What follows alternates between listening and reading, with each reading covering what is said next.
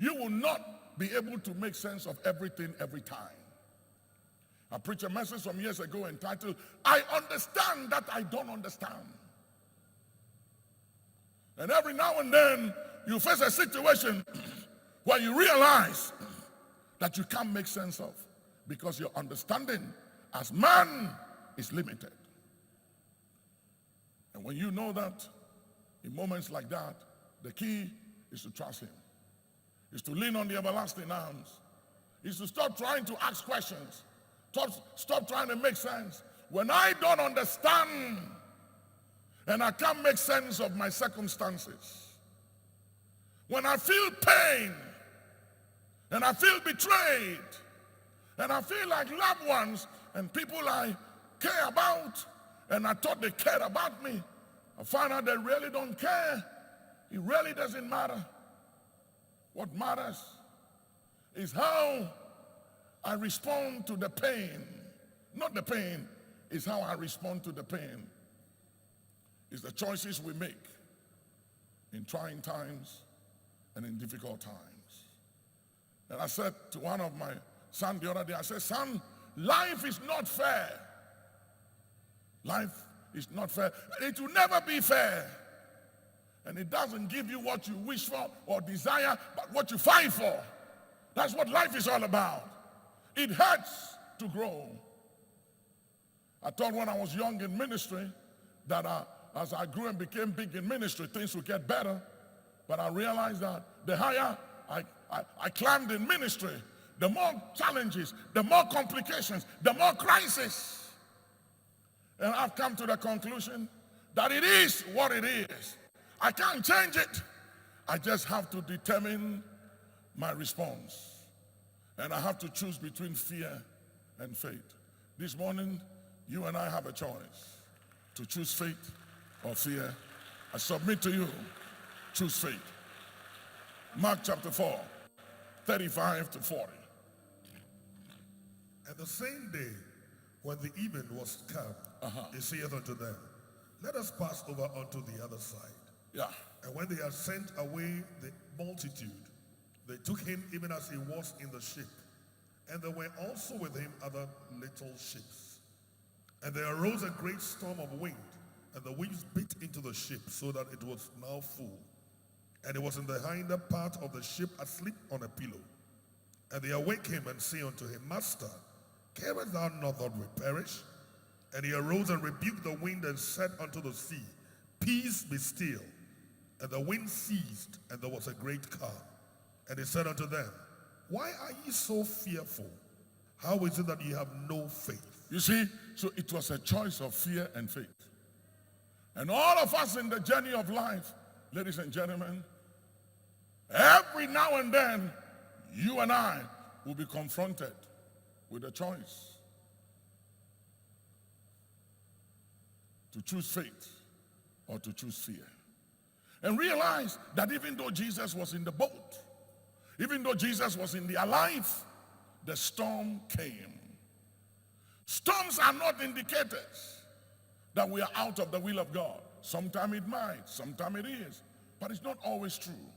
When Job faced the crisis of his life, lost 10 of his kids, his wealth, and everything he had, he wasn't in a good place. His friends said, brother, tell us what you've done wrong.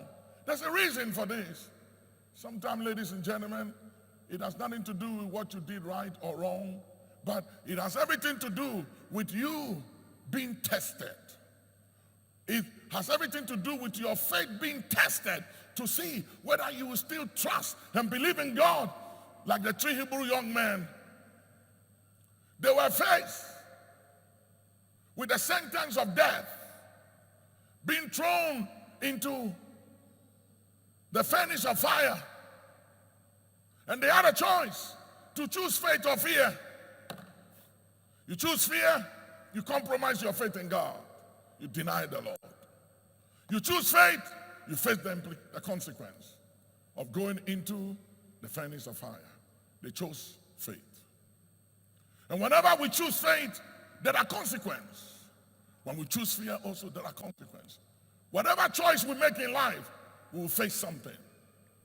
But I came to announce to somebody today, on the grounds of the supreme sacrifice of the blood of the Son of God, that whenever we choose faith, it may not look like it's getting better, but I tell you, it will always end in praise.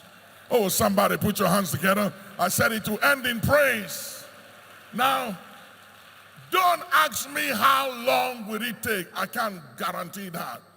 I can't tell you how long it will take, but I know, as it is written, weeping endures for a night, but joy cometh in the morning. I know that it is written that to everything that has a beginning also has an end. Even tsunamis comes and pass.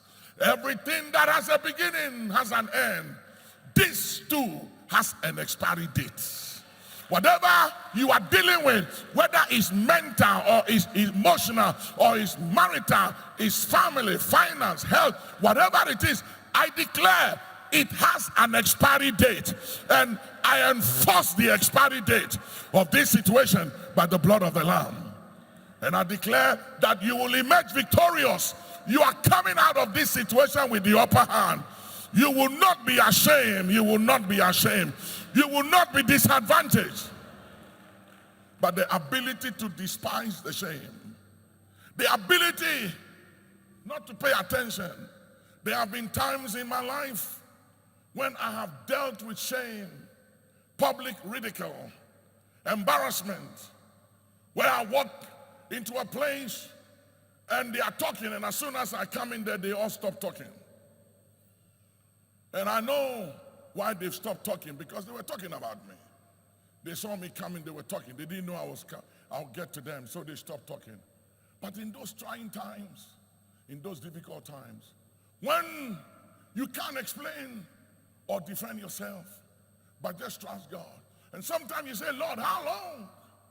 When Jesus hung the cross, they said, if you are the Son of God, why don't you come down from the cross and save thyself? Save yourself. And then when he cried and he said, Eli, Eli, lama sabachthani, they said, yes, we told you that even God has forsaken him. The guy is finished. There come a time in all of our lives when people will even conclude that God has given up on us and there is no hope for us. And that's why David in Psalm 3 said the other day, he said, Lord, why? Why have they increased that troubled me? For many be they that have said that even God has given up on me, that there is no hope, there's no future for me, and I'm finished. But then he said, Lord, they have sung their song and they have boasted based on their defenses and resources and access and contacts and who they know. But thou, O Lord, art a shield about me.